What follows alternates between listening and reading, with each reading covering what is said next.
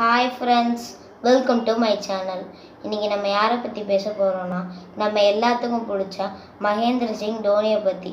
தோனி பிறந்தது ஜூலை 7, 1981 பீகாரில் ரஞ்சியில்.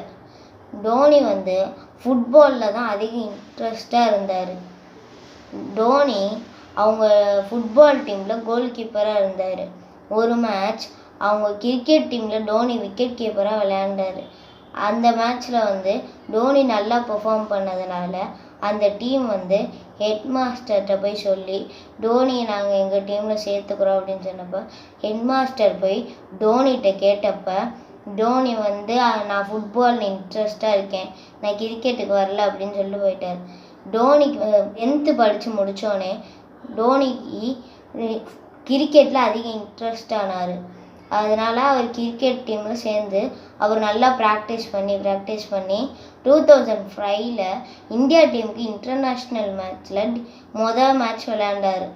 2007 இந்தியா டீமுக்காண்டி T20 வேர்ல்டு கப்பை எடுத்து தந்தார். Dhoni 2008 and 2009 man of the match award வாங்கியிருக்காரு. தோனி 2009 ராஜீவ் காந்தி கேல் ரத்னா அவார்டு வாங்கியிருக்காரு. 2018 பத்மபூஷன்ற அவார்டு வாங்கியிருக்காரு. அவர் 2011 இந்தியா டீமுக்கு கேப்டன்ஷிப்பில் வேர்ல்டு கப்பை இந்தியா டீமுக்கு எடுத்து தந்தார்.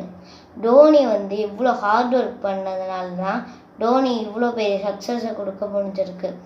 பாய். இந்த வீடியோ உங்களுக்கு பிடிச்சிருந்துச்சுன்னா லைக் பண்ணுங்கள், ஷேர் பண்ணுங்கள், கமெண்ட்ஸ் பண்ணுங்கள், மறக்காமல் சப்ஸ்கிரைப் பண்ணுங்கள்.